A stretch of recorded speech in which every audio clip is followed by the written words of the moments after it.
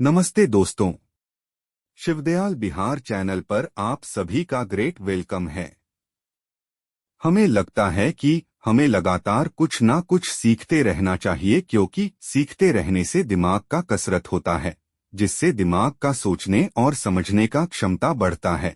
और फिलहाल के न्यूज़ से अपडेट रहना हमें वर्तमान में चल रहे माहौल का पता चलता है, जिससे हमें व्यापार करने में आसानी होती है।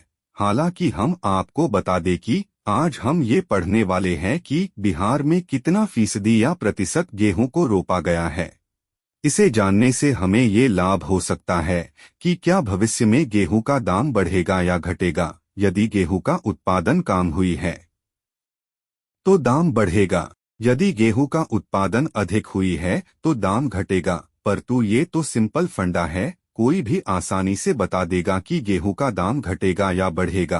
परंतु जानने की बात यह है कि क्या इस साल गेहूं का रोपाई कितना हुआ है, ताकि हम ये अनुमान लगा सके कि गेहूं का दाम बढ़ेगा या घटेगा। तो चलिए इस कहानी के माध्यम से समझते हैं। इस कहानी को ध्यान से सुनिएगा, जिससे आपकी बहुत सारी डाउट भी क्लियर हो जाएंगे। तो चलिए शुरू करते हैं। मौसम के साल दर साल बढ़ते प्रतिकूल व्यवहार ने किसानों की मुश्किलें बढ़ा दी हैं।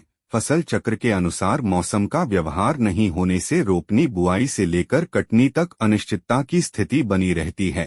धान की रोपनी हो या गेहूं की बुआई, समय सीमा में नहीं हो पा रही है। सरकार की विशेष मशक्कत से भले ही उत्पादन और उत्पादकता पर असर नहीं दिख रहा है, लेकिन किसानों में निराशा बढ़ती जा रही है। कारण मौसम की मार से फसलों की लागत बढ़ती जा रही है। दिसंबर बीतने में 3 दिन शेष बचे हैं। राज्य के 25% खतों में गेहूं की बुआई नहीं हो सकी है। इसकी वजह है असमय बारिश और औसत से अधिक तापमान। इतना ही नहीं, गेहूं की पैदावार घटने को लेकर भी तमाम तरह की आशंका बनी हुई है। दिसंबर में जहां कड़ाके की ठंड पड़ती थी, अभी न्यूनतम तापमान 13 डिग्री से अधिक है। इससे खेतों में लग चुके गेहूं को नुकसान हो रहा है। पौधे की वृद्धि रुकने की शिकायत मिल रही है। राज्य में गेहूं बुआई का लक्ष्य 25.50 लाख हेक्टेयर रखा गया है। गुरुवार तक करीब 19 लाख हेक्टेयर ही बुआई हो पाई है।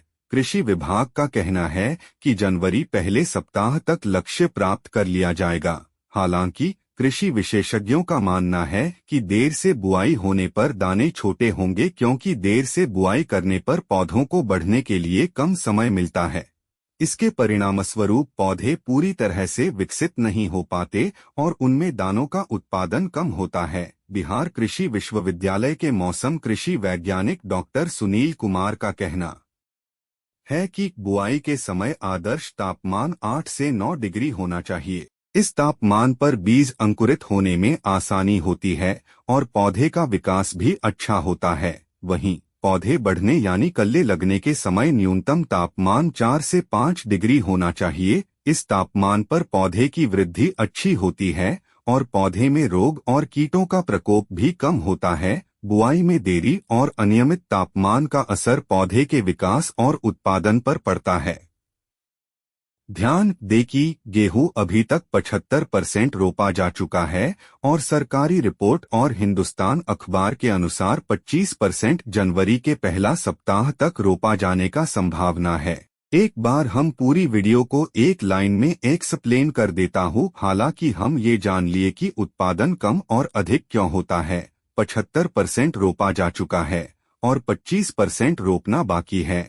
और हम ये भी जानते हैं कि लेट रोपने से गेहूं का दाना छोटा हो जाता है। छोटा होने से गेहूं मरा हुआ, सूखा हुआ, कम वजन का होता है। इन सभी कारकों को मद्देनजर रखते हुए हम यह कह सकते हैं, गेहूं का उत्पादन मॉडरेट रहेगा, यानी दाम ना ज्यादा अधिक और ना ज्यादा कम होंगे।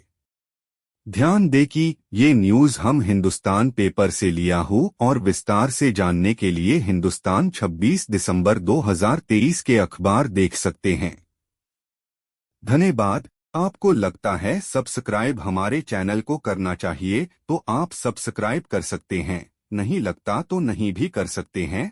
आपका टाइम इम्पोर्टेंट है और हमारा परिश्रम। यदि आपको थोड़ा सा भी हमारा परिश्रम अच्छा लगा हो तो काम से काम आप लाइक कर सकते हैं, ताकि हम अपने न्यूज़ डिलीवर करने का तरीका ठीक करने का मोटिवेशन मिल सके। एक बार फिर दिल से धन्यवाद।